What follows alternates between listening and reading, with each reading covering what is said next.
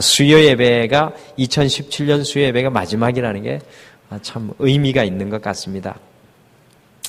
오늘까지 이제 우리의 믿음의 조상인 아브라함의 이 신앙과 삶을 우리가 15번에 걸쳐가지고 함께 묵상하고 있습니다. 오늘은 드디어 아브라함과의 신앙의 여정 마지막 시간입니다. 공교롭게도 2017년 이 수요예배 끝나는 날 이제 아브라함과의 신앙의 여정 마지막 시간입니다. 오늘 본문 말씀 속에 보시면 죽음을 맞이하는 이 아브라함을 발견합니다. 죽음 앞에 서 있는 아브라함을 발견합니다. 저는 사실은 아브라함의 죽음의 사실, 이 사실을 기록하면서 성경에 무엇인가 아주 특별한 것이 아브라함을 위하여 기록될 줄 알았습니다. 대단한 신앙의 사람 아닙니까? 믿음의 조상이 아닙니까? 아브라함을 위해서 마지막에 무언가 특별한 것이 좀 기록되어야 될까, 되지 않을까 기대하면서 무슨 기록이 있을까 눈을 씻고 찾아보는데 제가 이렇게 기대했던 그 기대만큼의 기록이 기록되어 있지 않습니다. 반면에 오늘 아브라함의 죽음을 기록하고 있는 창세기 25장 7절과 8절은 굉장히 평이하게 아브라함의 죽음을 담담히 기록하고 있습니다. 7절과 8절 제가 다시 한번 읽어보겠습니다. 아브라함의 향년이 175세라 그의 나이가 높고 늙어서 기운이 다하여 죽어 자기 열조에게로 돌아가매. 제가 생각하기에 뭔가 좀 아쉽지 않으세요? 근데 하나 제 눈에 들어오는 거는 그겁니다. 11절에 아브라함이 죽은 후에 하나님이 그의 아들 이삭에게 복을 주셨고 라는 그 말은 의미가 있는 것 같습니다. 아브라함의 믿음이 이삭에게 그대로 전수되는 것과 같은 그것이 기록되어 있지만 이상하게 믿음의 조상 되었던 아브라함에 대해서 성경은 무엇인가 마지막에 말해줄 것 같은데 그렇지 않습니다. 그래서 제가 성경 속에 나오는 모든 믿음의 위인의 죽음에 대해서 다시 한번 이렇게 되돌아 봤습니다. 성경에 나오는 믿음의 위인의 죽음에 대해서도 가만히 되돌아보니까 사실 특별한 게 기록되어 있지 않습니다. 그들의 죽음을 그저 담담히 말합니다. 모세도 그러하였고요. 여호수아도 다윗도 그러하였습니다.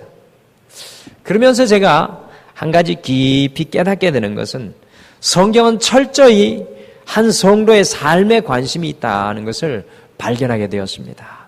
성경은 절대로 한 사람의 마지막 순간을 미화하지 않습니다. 우리 세상은요, 사람들이 이렇게 어떻게 살든 간에 마지막은 좀 미화를 해주려고 좋은 점을 막 찾으려고 합니다. 뭔가 좀 더해주려고 합니다. 근데 성경은 한 사람의 마지막 순간을 미화하지 않습니다. 성경은 절대로 마지막 때에 한 사람의 업적에 대해서 열거하지 않습니다. 성경의 관심은 한 사람의 삶입니다. 우리가 15번에 걸쳐서 아브라함과 함께 동행하며 배우는 것은 성경은 철저히 아브라함의 삶을 기록하고 있습니다. 우리가 아브라함을 15번 쭉 살펴봤지 않습니까? 철저히 이 아브라함의 삶에 대해서 기록을 하는데 특별히 하나님과 함께 동행하였던 아브라함의 삶을 성경은 기록하고 있습니다. 성경이 가장 중요하게 생각하는 것은 하나님과 함께하는 성도의 삶입니다. 여러분들 잘 기억하십시오. 우리 하나님이 가장 중요하게 생각하는 것이 뭘까요? 성경이 가장 중요하게 생각하는 것이 무엇일까요? 그것은 하나님과 함께하는 성도의 삶입니다. 그래서 창세기 속에 나오는 아브라함의 이야기 역시도 아브라함이 하나님과 함께 걸었던 삶이었습니다. 죽음 앞에 마지막까지 빛나며 남아있는 것이 바로 아브라함이 하나님과 함께 걸었던 삶입니다.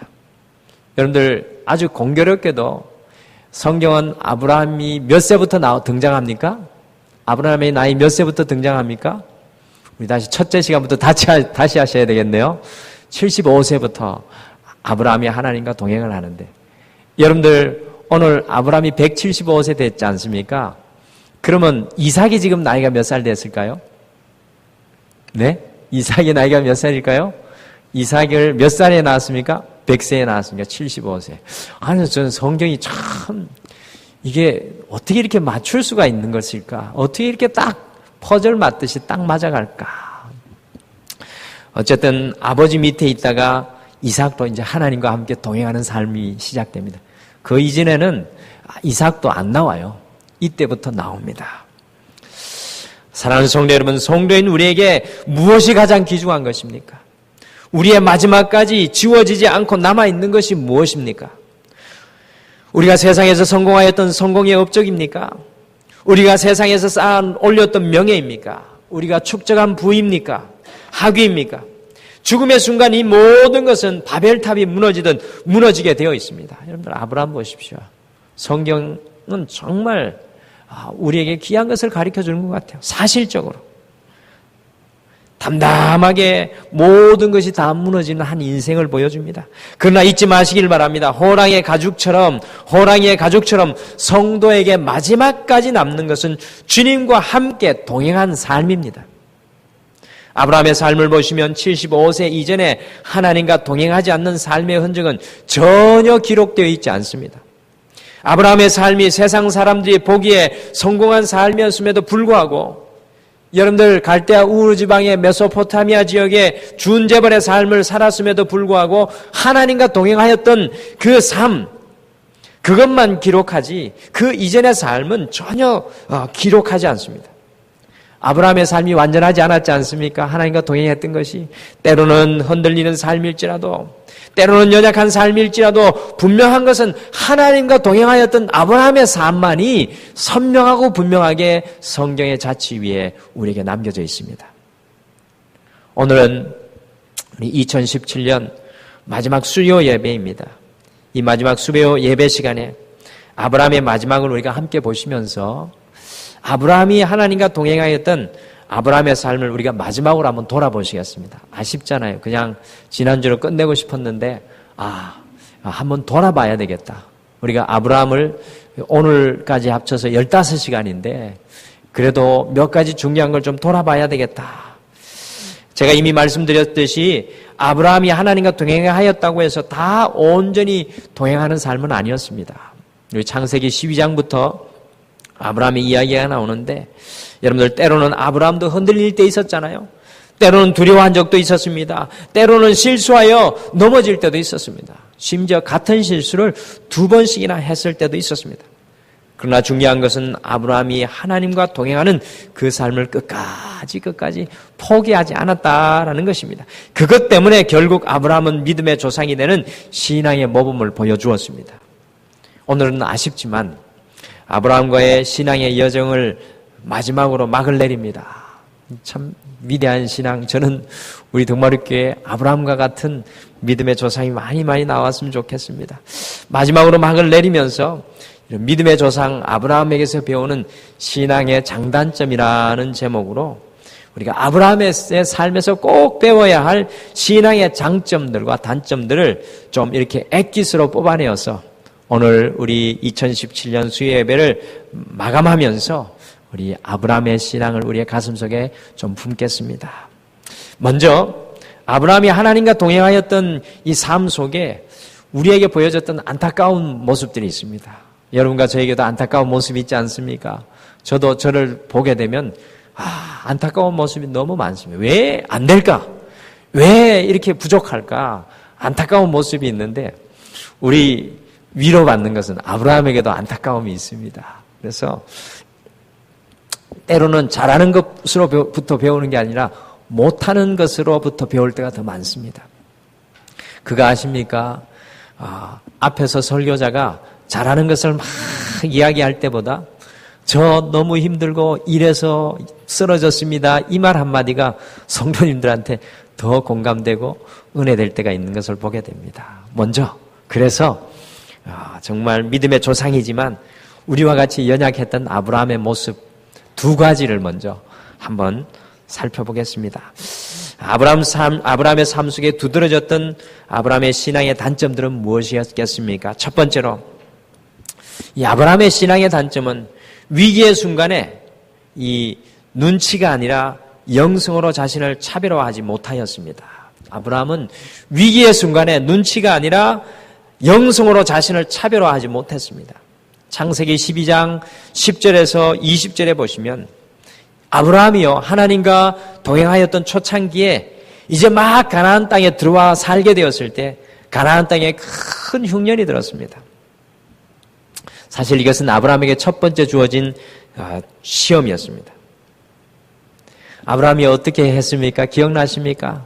하나님이 내게 주리라 한 약속의 땅에 들어왔어요. 들어왔는데 첫 번째 만난 것이 바로 흉년이었습니다.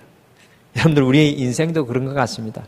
하나님이 인도해 주신 것 같은데 처음 오는 게 흉년이고 처음 오는 게 고통이고 처음 오는 게 분열이고 처음 오는 게 불안이고 두려움입니다. 염려입니다. 아브라함에게 이 위기의 순간이 첫 번째 시험으로 닥쳐왔습니다. 아브라함이 어떻게 하였습니까? 아브라함은 하나님과 동행하였던 초기에 삶의 위기를 만나게 되었을 때 일반 사람들과 다르지 않게 여러분들 일반 사람들과 다르지 않게 당신 주변 지역의 유목민들이 기근이 일어나면 제일 먼저 발 빠르게 피난 갈 수 있는 이집트로 도망하였습니다. 이 아브라함 뒤도 안 돌아보고 우리가 위로를 받습니다. 아브라함 뒤도 안 돌아보고 주변 사람들과 똑같이 세상의 눈치를 보면서 제일 먼저 발 빠르게 이집트로 도망하였습니다. 왜냐하면 거기에 풍성한 물인 나일강이 거기에 있었기 때문이다. 그래서 이 지역에는 이 이집트로 도망가면 기근이 왔을 때 그래도 목은 축이고 살 수 있었은 때입니다. 여러분들 아브라함이 말씀드렸죠. 성공한 사업가의 집안 아들입니다. 그러니까 성공한 사업가의 후손답게 정보 수집이 빠르지 않습니까? 세상 돌아가는 흐름을 감지하는 눈치가 대단한 사람입니다. 능숙한 사람입니다. 그러나 우리가 잊지 말아야 하는 것은 하나님의 사람은요, 위기의 순간에도 세상 사람들이 가지고 있지 않은 더 깊은 무엇인가가 있어야 합니다. 여러분들 아브라함의 하나님과 동행할 때 이 초기의 삶은 그것이 부족했습니다. 하나님의 사람은 위기의 순간에도 세상 사람들이 가지고 있지 않은 더 깊은 무엇인가가 있어야 합니다. 인생의 위기의 순간에 하나님의 사람은 세상 사람과 같이 눈치가 아니라 영성으로 스스로를 차별화할 수 있어야 합니다.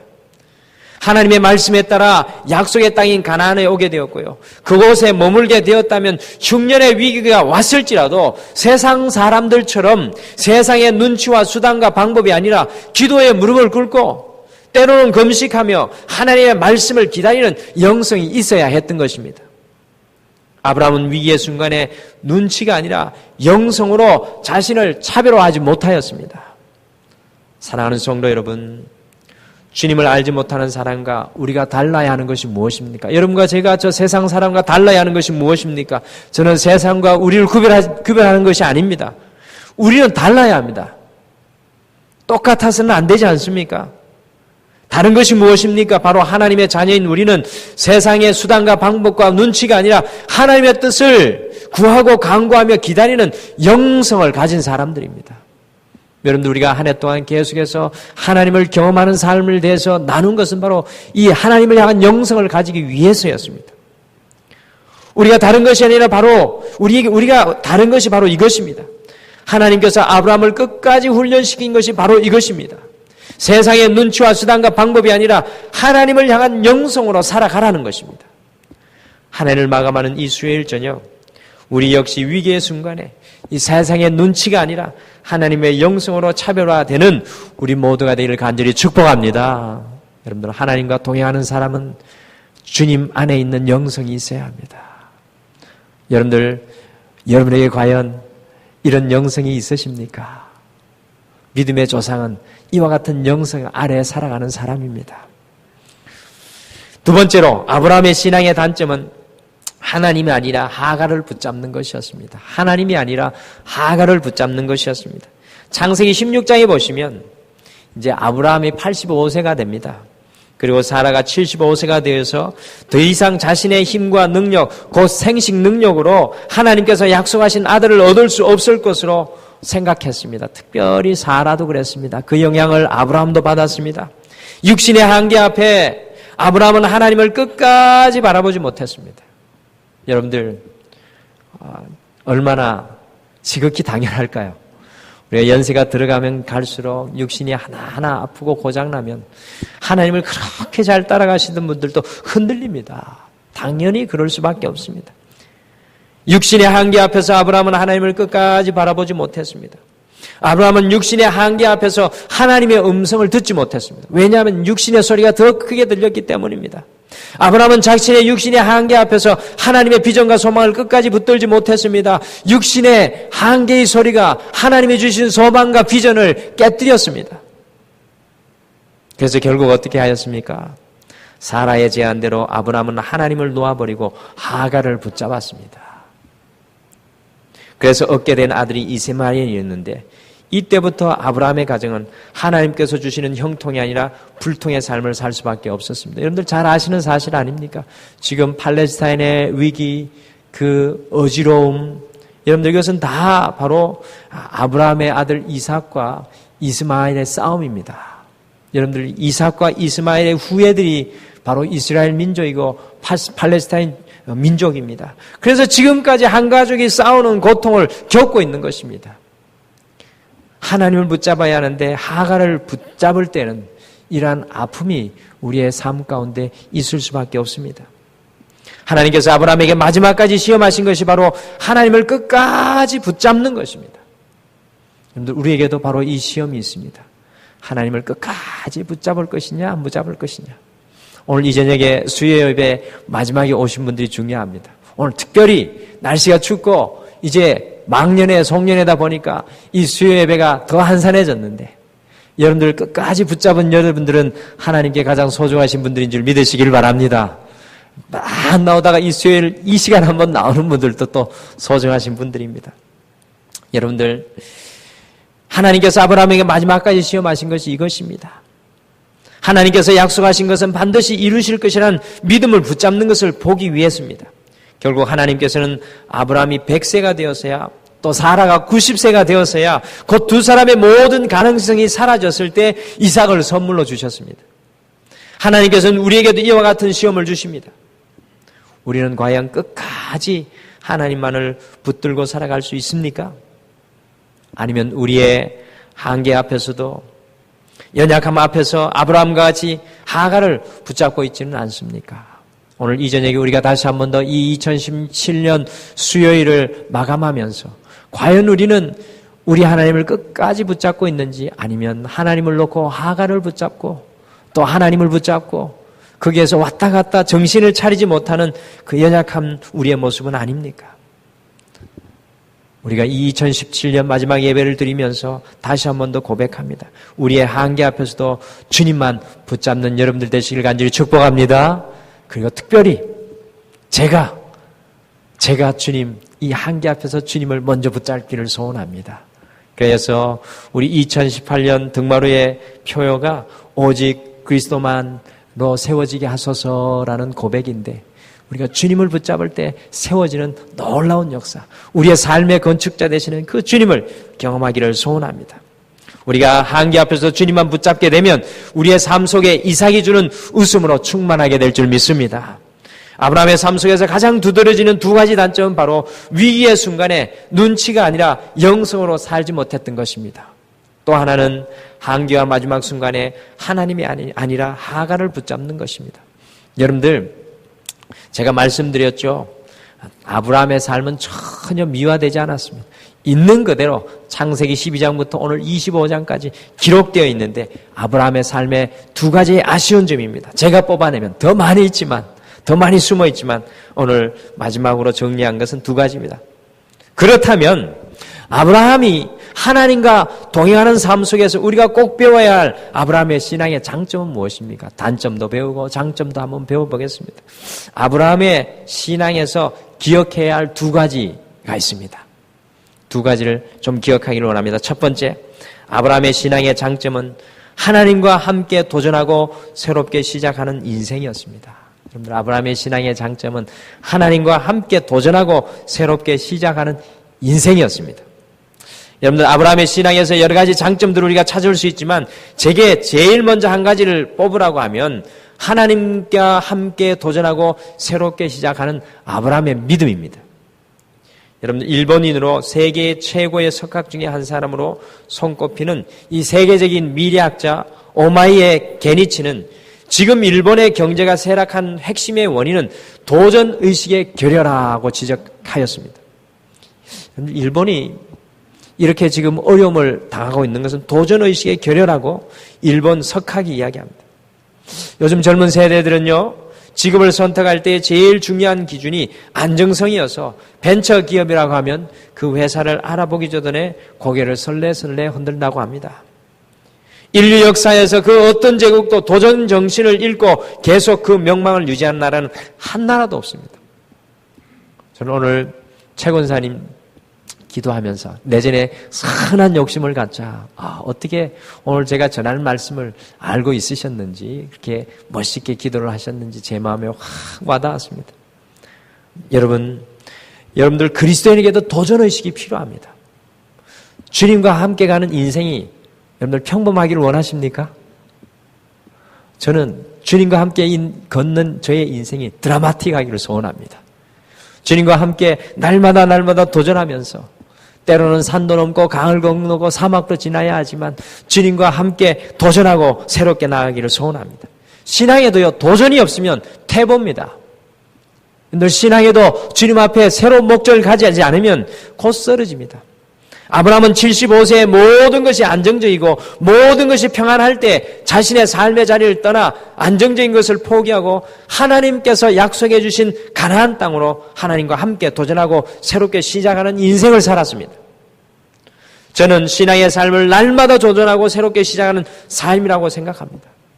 사랑할 수 없지만 사랑하기를 도전하고 가장 낮은 자리에서 새롭게 시작하기를 결단하고 더 큰 믿음의 목표들을 하나님께 고백하며 하나님께 맡기며 도전하는 삶이 신앙의 삶이라고 생각합니다. 하나님과 함께라면 우리의 나이와 삶의 배경과 환경과 상황에 관계없이 언제든지 다시 도전하고 시작할 수 있을 줄 믿습니다. 그것이 바로 살아있는 믿음입니다. 여러분들, 이 좋은 기회입니다. 이제 한 해를 마감하는 한 주인데 숙제를 하나 드리겠습니다. 내년에 하나님과 도전할, 내년에 하나님과 새롭게 시작할 과제가 무엇인지 기도해 보십시오. 그리고 그 목표를 세우십시오. 그리고 그 목표에 주님과 함께 가기로 결단하시고 그것 위에 여러분의 기도를 보태시고, 그런데 분명한 것은 그것이 하나님의 뜻이 되어야 합니다. 여러분이 원함이 아니라, 여러분의 소원이 아니라 하나님이 원하시는 것들을 같이 세워보십시오. 정말로 중요한 시간입니다. 그렇다면 우리의 삶이 날마다 설레이는 2018년이 되지 않을까요? 여러분들 왜 고개가 45도로 자꾸 넘어갑니까? 그것은 주님께서 내게 주신 비전과 도전과 주님과 시작함이 없기 때문입니다. 설레임이 없기 때문입니다. 사랑하는 성도 여러분, 2017년이 마감되어 갑니다. 우리는 이 한 해가 가는 것을 아쉬워할 것이 아니라 2018년 하나님과 어떠한 도전을 할 것인지, 우리의 삶 속에 어떤 것이 하나님과 함께 새롭게 시작될 것인지 기대해야 될 줄 믿습니다.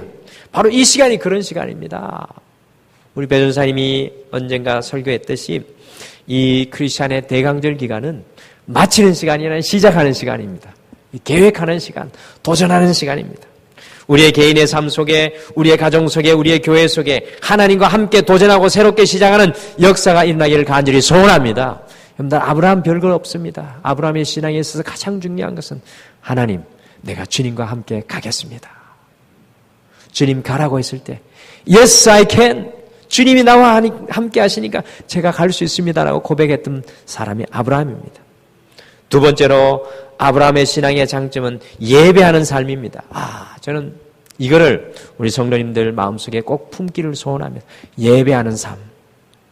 창세기 12장 8절에 보시면 아브라함이 하나님과 도전하며 새 삶을 시작하는 첫 시간 하였던 것이 바로 예배입니다. 누가 가르쳐 주었을까요?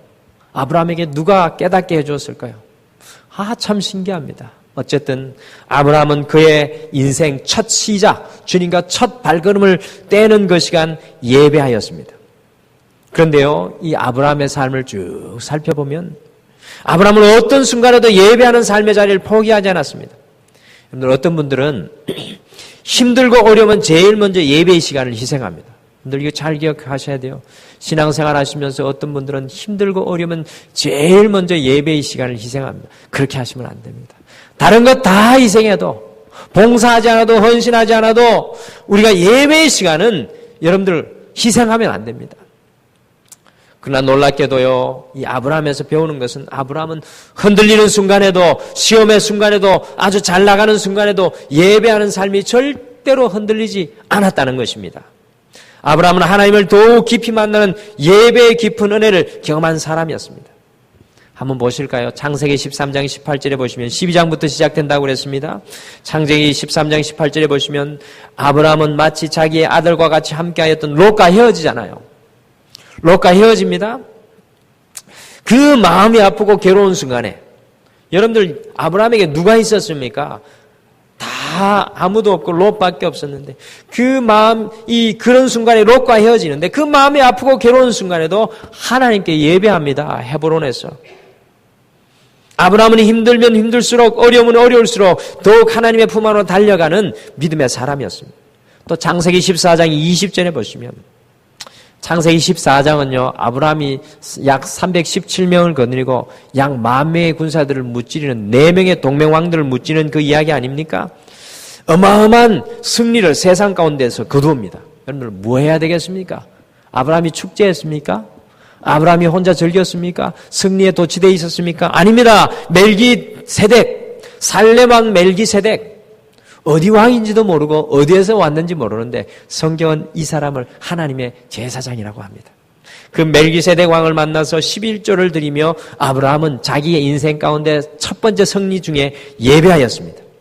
절대로 자신의 승리에만 도취되지 않고 하나님께 영광을 돌리는 예배의 자리로 나가는 아브라함을 우리가 발견합니다.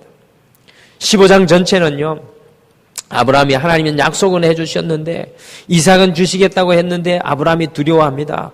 그런데 그 두려워하는 중에서도 아브라함이 예배를 통해서 끝까지 하나님의 언약을 붙잡는 장면, 하나님 앞에 예배하려고 이 제물을 반을 갈라놓고 있는 장면이 바로 15장입니다. 아브라함이 예배하는 모습입니다. 그리고 18장에서는 천사들을 맞이합니다. 천사들을 맞이하는데 소돔과 고모라를 멸망시키러 가는 천사들과 하나님을 맞이합니다. 그 천사들과 하나님을 예배하는 장면이죠. 그 예배를 통하여서 아브라함은 소돔과 고모라를 멸망시킬 것이라는 하나님의 마음을 알게 되었고 지금도 그 어느 누구도 할 수 없는 놀라운 중보기도의 모범을 보여줍니다. 바로 예배에서 오는 능력이었습니다. 또 22장에 보시면 아브라함이 자신 아들을 바치는 장면 아닙니까? 하나님이 그 아들을 바치라고 하는데 그 처절한 주님께서 아들 바치라는 그 처절한 말씀에도 끝까지 순종하여서 아브라함이 예배의 자리로 달려나갑니다. 하나 빠진 게 있죠. 창세기 21장에 아브라함이 우물 빼앗겼을 때 그 우물을 찾을 뿐만 아니라 그 블레셋의 아비멜렉 왕이 찾아와서 야 우리 서로 친하게 지내자. 평화협정을 맺고 아브라함이 무엇을 하였습니까? 그곳에 에셀 나무를 심고 하나님을 예배하고 그곳에 교회를 세웠습니다. 저는 성경에 나오는 최초의 교회의 모습이 바로 이 아브라함의 여기 교회가 아닌가 싶습니다. 하나님과 동행하는 아브라함의 삶의 핵심은 바로 예배하는 삶이었습니다. 아브라함이 때로 흔들리기도 하고 때로 두려워하기도 하고 때로는 불신의 길로 나아갔지만 하나님을 예배하는 아브라함은 늘 주님이 계신 그 자리로 돌아올 수 있었습니다. 예배가 그와 같이 중요합니다. 여러분들 어떤 일이 있어도 하나님을 향한 예배의 시간은 희생하지 마십시오. 사람과 부딪히더라도 사람과 아픈 일이 있더라도 교회에서 무슨 일이 있더라도 그 예배의 시간 흐트리지 말고 주님만 아브라함과 같이 바라보기를 소원합니다. 우리의 예배가 아브라함의 예배와 같이 되기를 소원합니다. 삶의 모든 것이 무너져 있을지라도 우리의 예배가 살아있다면 우리에게는 여전히 소망이 있는 줄 믿습니다. 2017년을 마감하며 돌아오는 2018년에도 우리의 예배의 삶이 더욱 뜨거워지기를 소원합니다. 여러분의 예배가 식어지지 않기를 소원합니다. 예배하는 그곳에서부터 여호와의 생수의 강이 흘러나올 줄 믿습니다. 오늘 아브라함 마지막 시간으로 아브라함의 신앙의 삶을 돌아보면서 4가지 신앙의 모습을 가슴에 품습니다.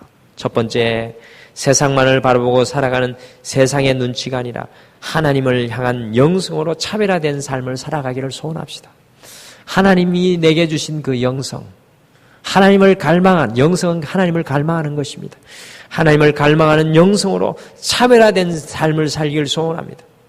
두 번째, 우리의 능력과 수단인 하갈이 아니라 하나님을 끝까지 놓지 말고 붙잡고 살아가기를 소원합니다.